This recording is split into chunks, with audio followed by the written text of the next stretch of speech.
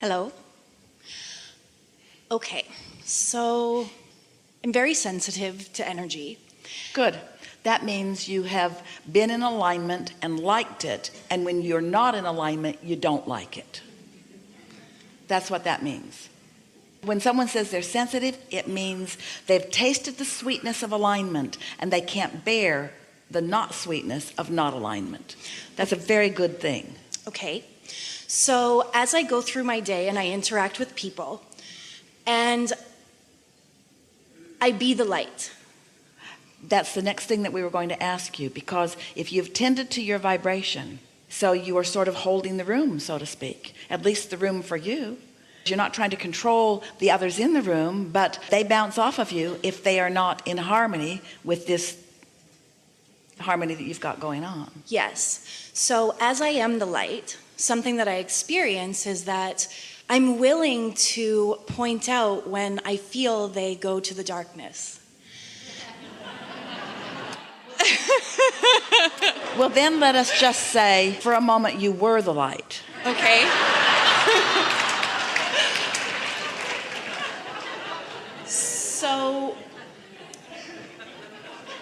So as I'm drawn to the darkness as well.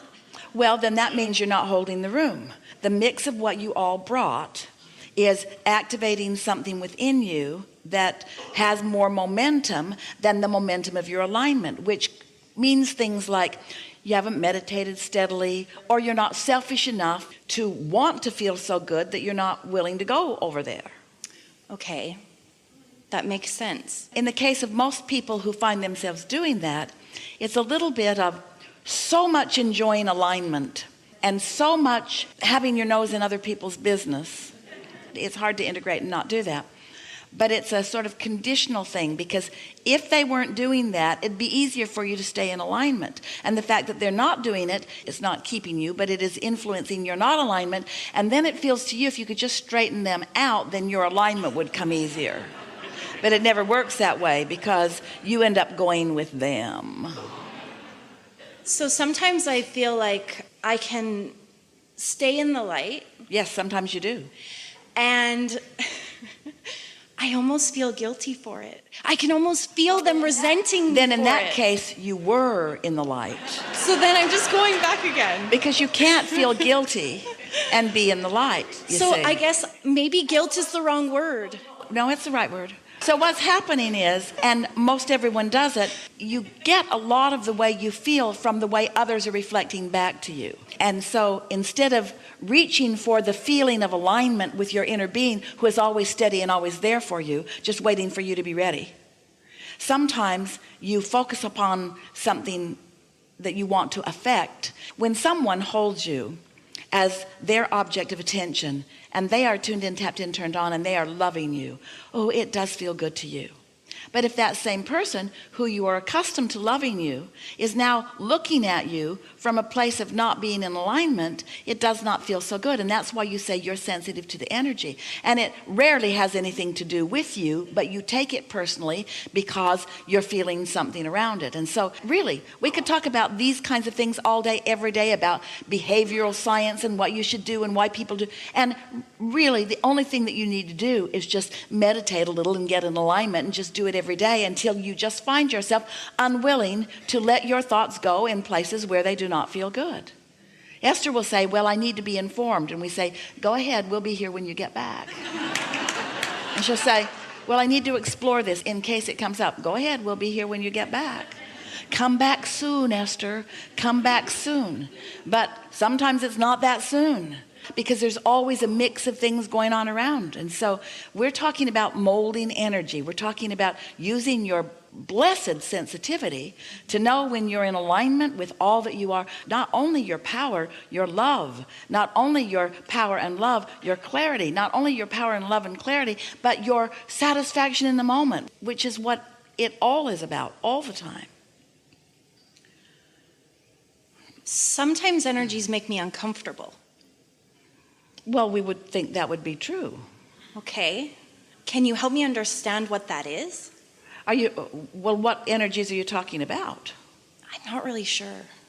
So your statement is sometimes I'm uncomfortable. Yeah. Sometimes I'm uncomfortable because I have deviated from my dominant energy stream and I've introduced resistance into the mix, and it makes me agitated and worse. That makes sense. So when you understand that the way you feel is about your relationship, your energetic relationship with the energetic energy of the thought you're thinking. We can use the word energy or vibrational interchangeably in this analogy. And the vibration and energy or knowledge of your inner being. That's all it ever is. If you see someone and for some reason something about them makes you uncomfortable, you've found something in them that you feel critical about, and because your inner being didn't feel critical about them, you've caused some sense of separation between you and your inner being, and you are not comfortable. You are at your most comfort when you are at your most alignment with the source within you. You are at your most comfort when you are loving someone. But if you've practiced not loving for a while, then sometimes hating feels more natural, but it never feels comfortable. We like that we can have this conversation with you about the difference between something that feels natural or normal and something that feels satisfying and comfortable. What feels comfort, what feels like homecoming, what feels like well-being, what feels like love. That's always vibrational attunement to the whole of who you are. And even the slightest separation from that in some way makes you uncomfortable. So you watch, even in what's going on in your world today.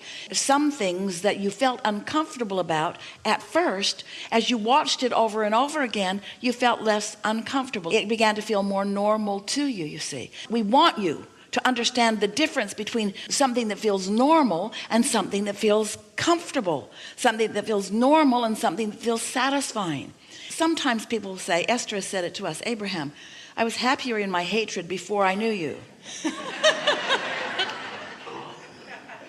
Because the tug of war wasn't as strong. But when you have flowed in harmony with who you are, you just can't stand not flowing in harmony with who you are. The discomfort is noticeable. That's why you say you're sensitive. And so sometimes you see people who seem to be fine in all of that discomfort. Well, it's normal to them, but they are not fine. And that's why you see often what you see when they're not in alignment with who they are. So as I see it, I just be bold and bright and stay there. And that's the best way to combat it. We want to put it to you this way. Don't combat it. When you see it, don't be brave and bold and combat it. Leave. Leave the room.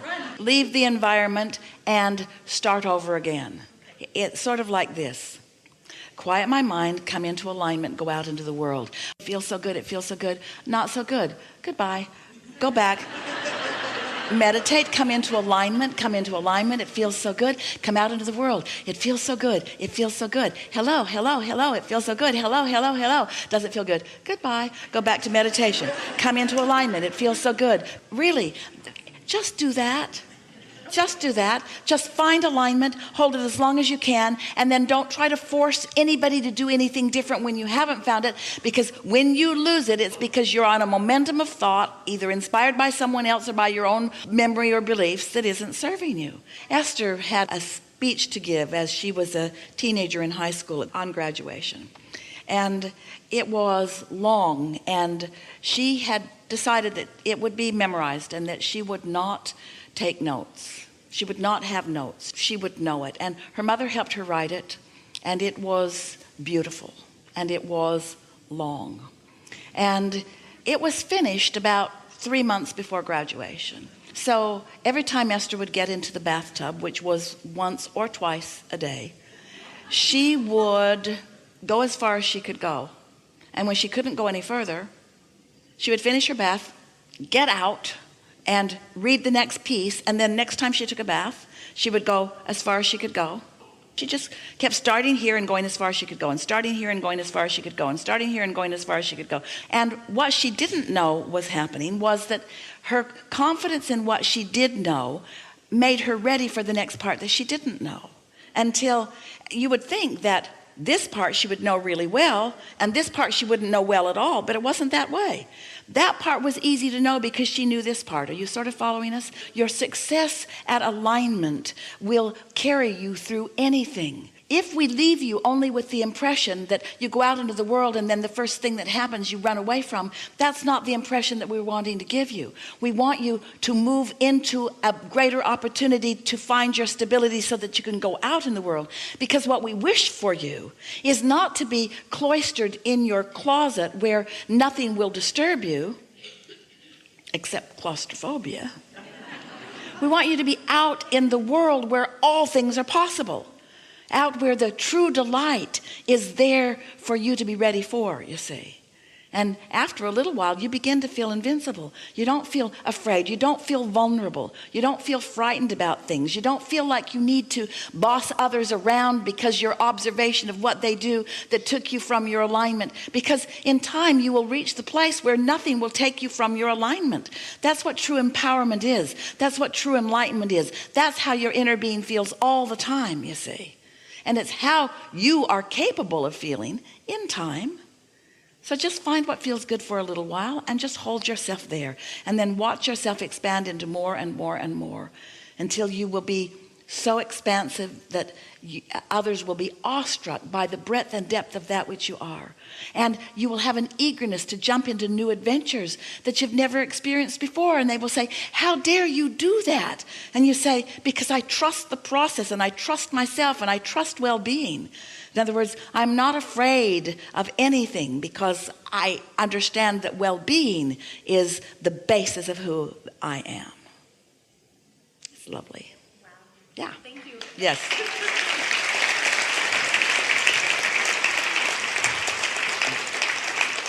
And all because of your sensitivity and your unwillingness. In other words, I'm just not going to not feel good, not for very long. Just not for very long.